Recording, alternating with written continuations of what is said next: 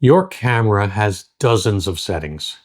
You can worry about ISO, you can worry about metering, you can worry about autofocus modes, sharpness settings, color spaces, file types, noise reduction, minimum shutter speed, maximum ISO, and whether some menu option buried on page 6 is quietly destroying your photographs. Meanwhile, the subject is left. This is one of the stranger parts of learning photography. The camera gives us more control than ever, but all that control can make every choice feel equally important. It isn't. Some settings can absolutely ruin a photograph. Others affect convenience, workflow, or personal preference. And a few have somehow developed reputations far larger than the problems they actually solve. Welcome to Your Camera is Not the Problem, the photography podcast for anyone tired of confusing settings, questionable advice, and the feeling that better gear will somehow fix everything. I'm photographer and educator Joseph Nuzzo of Shutterspeak. Around here, we talk about the decisions, skills, mistakes, and occasional equipment problems that shape our photography because sometimes the camera is the problem, but usually it's not. And better photography starts before the shutter button.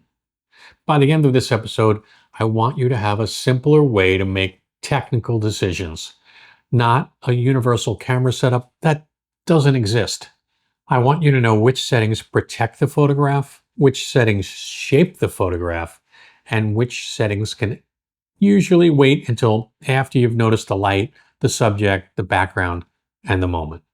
Because the real problem is not that photographers care about settings. We should care about settings. The problem is that we often give every setting the same importance. We treat a minor preference like a technical requirement, and then we treat an actual requirement like something we'll fix later. The camera is set to the perfect color space, but the subject is moving through a terrible background.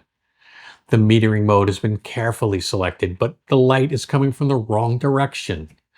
The autofocus menu has received a complete renovation, but we are standing in the wrong place.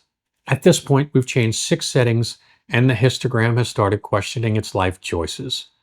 So let's begin with one setting photographers tend to fear more than they need to. ISO. Higher ISO can increase visible noise and reduce some flexibility in the file. That's real, but ISO is not a moral score. A higher number does not mean you failed some photography exam. ISO is part of the compromise that allows you to use the shutter speed and aperture the photograph requires. We have spent a lot of time on shutter speed in the last couple of episodes, so I'm not going to drag you through that whole explanation again. The important point here is simple. If the photograph requires a faster shutter speed or a smaller aperture, raising the ISO may be the correct decision. A sharp photograph with some noise is often more useful than a clean photograph with motion blur. Technically, the blurry file may have beautiful noise. That is not a sentence anyone has ever said while delivering the photograph. The question is not, how do I keep ISO as low as possible? The better question is, what ISO allows me to make the photograph I'm actually trying to make? That turns ISO from a source of anxiety into what it really is, part of an exposure decision. And there is another part of the high ISO conversation that photographers do not talk about nearly enough. Your processing workflow matters. If you photograph in RAW, the noise you see when you first open the file does not necessarily represent the finished photograph. A RAW preprocessor such as DxO PureRAW 6 can process the file before it enters your normal editing workflow. It applies noise reduction and optical corrections directly to the raw data, then gives you a processed file that you can continue editing in software such as Lightroom. This is not simply a generic correction being dropped onto every photograph. PureRAW reads the equipment information stored in the file, and it identifies the camera and lens combination used to create it. When DxO has a supported optics module for that combination, the software can download and apply corrections designed for that specific camera and lens. For supported combinations, that can include a teleconverter as well. So a photograph made with a wide-angle lens is not being treated exactly the same as one made with a long telephoto lens and a teleconverter attached. The software is using a profile built around how that specific supported combination behaves.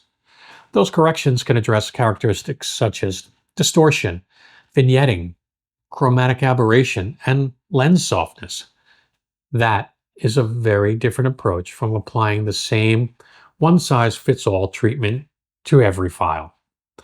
And with the right high ISO photograph, the result can feel a little like magic. I generally try not to describe software as magic. That's how perfectly reasonable conversations become infomercials. But there are files where you look at the original, look at the processed version, and wonder where all that noise went. This changes the practical calculation when you're working in poor light. You may be looking at ISO 6400, 12,800, or even higher, and thinking the number itself has already ruined the photograph. But if the alternative is a setting that does not protect the subject or the moment, raising the ISO, capturing a usable RAW file, and processing it properly may produce a much better final result. That does not mean noise no longer matters. It does not mean every file will look perfect. It also depends on your camera, lens, and teleconverter combination being supported. And PureRAW cannot repair missed focus, serious motion blur, poor timing, or a subject that was never properly recorded. Software can reduce noise, it cannot travel back in time and press the shutter button 2 seconds earlier. But modern RAW processing gives us far more room than many photographers realize. So when you decide how high you're willing to raise the ISO, consider the entire workflow, not merely how the unprocessed file looks at first. Capture the photograph, then let the RAW processor work on the problem it can actually solve. This brings us to another setting photographers often give too much emotional power: the exposure mode. Manual mode is useful. Aperture priority is useful. Shutter priority is useful. Program mode is useful. Auto ISO is useful. None of them make you a better person. Somewhere along the way, the mode dial became a personality test. Manual mode supposedly means you're serious. Aperture priority means you're almost serious. Program mode means someone may confiscate your camera at the next club meeting. That's nonsense. The best exposure mode is the one that lets you control the part of the photograph that matters while allowing the camera to handle changes that do not need your constant attention. Suppose you're photographing a person outdoors and the light keeps changing as clouds move across the sun. You want a particular aperture because depth of field matters.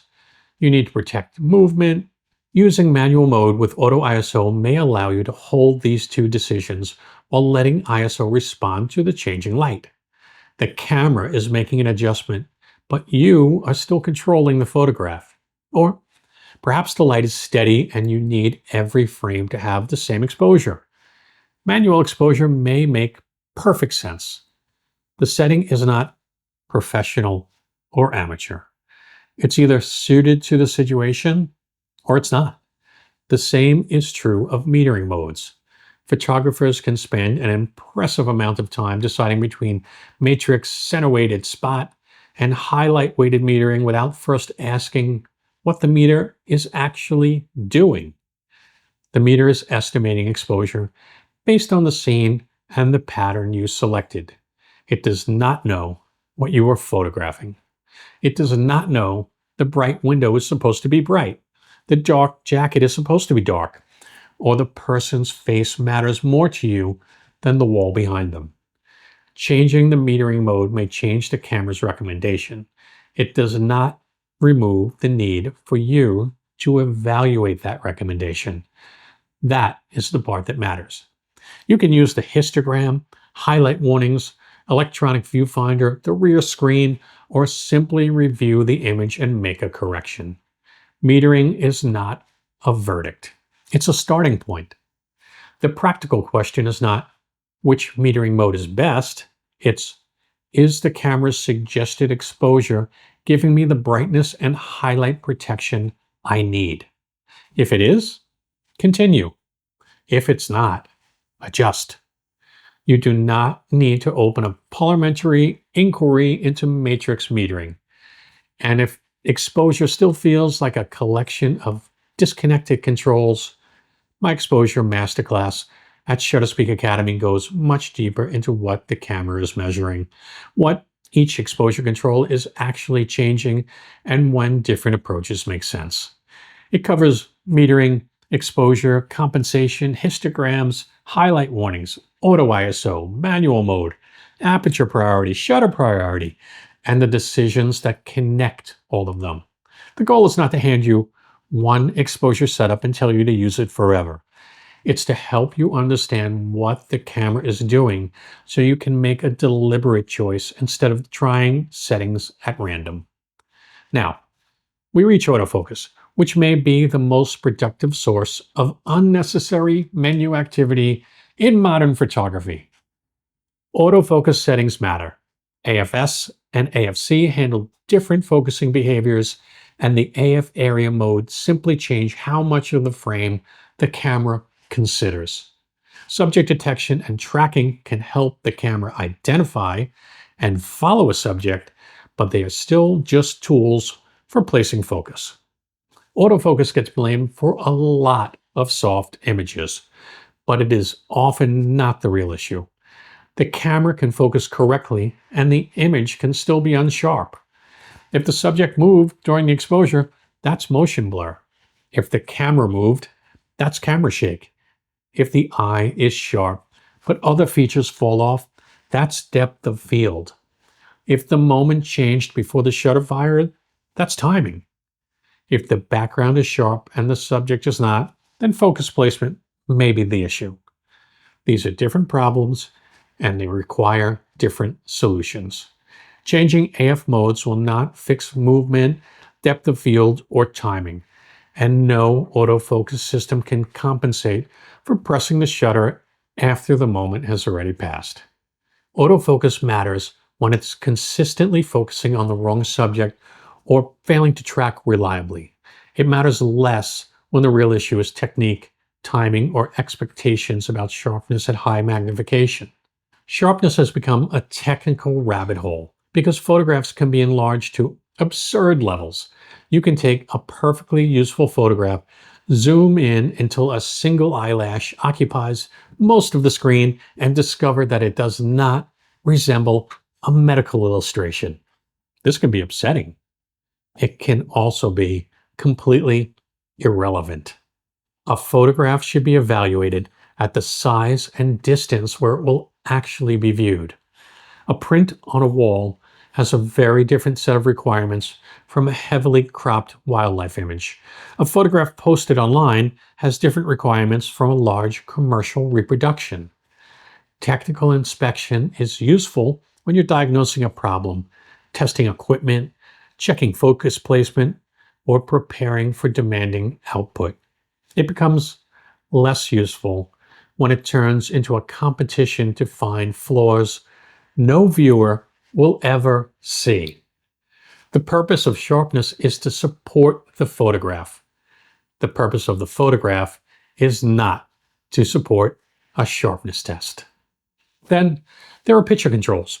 If you photograph JPEG, picture controls have a major effect because the in-camera rendering becomes part of the finished file. If you photograph RAW, the situation is different. The picture control still affects the preview you see on the camera, and that preview influences the histogram and highlight warnings. For Nikon users, shooting RAW I generally recommend using flat or neutral as your picture control. A high contrast picture control can make the preview look more dramatic, but it may also make highlights and shadows appear more extreme than they need to. Flat or neutral gives you a calmer preview and a more useful starting reference when you're trying to judge exposure and protect highlights. That's my recommendation. It is not a manufacturer requirement, and it does not change the underlying raw data in the same way it changes a finished JPEG. It changes the interpretation you see on the camera. That distinction matters. You are not choosing flat because the finished photograph must remain flat. You're choosing it because the preview is a measuring tool, not the final edit. You can add contrast, color, and sharpening later with much more control. And that brings us to RAW versus JPEG. RAW provides more editing flexibility. JPEG provides convenience, smaller files, and a finished in-camera interpretation. RAW is not morally superior. JPEG is not a cry for help. But if you regularly photograph at higher ISO and want to take advantage of a RAW preprocessor such as PureRAW, then RAW is the type of file that gives you the workflow access to the original sensor data. That is a practical reason to choose it. Choose based on how much editing flexibility you need, how quickly the files must be delivered, how much storage you want to use, and what your processing workflow looks like. That is a decision. It does not need to become an identity. Now, none of this means settings are unimportant. There are times when the camera really does need careful configuration. A sports photographer may need dependable, continuous autofocus, a suitable tracking area, and settings that protect fast movement. An event photographer using flash may need to understand sync speed, auto ISO behavior, TTL, flash compensation, and how ambient and flash exposure work together. A wildlife photographer may need to configure subject detection, burst behavior, buffer settings, and minimum shutter speed around unpredictable action. A JPEG photographer may need to pay much closer attention to white balance, picture controls, sharpening, and noise reduction than someone planning to process RAW files later. Equipment can also impose real limits. An older autofocus system may not track a subject reliably. A lens may focus too slowly. A camera may lack a feature your work genuinely requires. A buffer may interrupt an important sequence. A flash and camera combination may have a compatibility problem. Sometimes the camera is the problem, but the limitation should be specific. The autofocus system cannot reliably follow the subject I photograph is specific. The files do not meet the size required for output is specific. The camera does not support the flash behavior I need is specific. I feel like my settings are wrong because someone on the internet uses different settings is not specific. So here's a practical exercise. Take your current camera setup and divide the decisions into 3 groups. The first group is what protects the photograph. That includes enough shutter speed, enough depth of field, suitable focus behavior, and an exposure that preserves what matters. The second group is what shapes the photograph. That includes how you render movement, how much depth of field you want, how bright or dark the scene should feel, your position, your background, your timing, and your use of light. The third group is what supports your workflow. That includes file type, picture controls, button customization, storage behavior, RAW processing, and other settings that make the camera easier for you to use. All 3 groups matter. They simply do not matter at the same moment. When the subject is changing and the light is moving, protect the photograph first. Once that's under control, shape it. Then refine the workflow. You can also try a simpler version the next time you raise your camera. Ask yourself 4 questions. What is moving? What must be sharp? What must remain protected in the exposure? And which decision can I safely let the camera make? Those 4 questions will usually take you much further than scrolling through a menu and hoping confidence is located somewhere between copyright information and airplane mode. The settings photographers worry about too much are not always useless settings. They're often useful settings being asked to solve the wrong problem. ISO cannot rescue a bad moment, but it can help you use the settings needed to capture one. And when you shoot RAW, modern processing tools can often manage the resulting noise far better than photographers expect.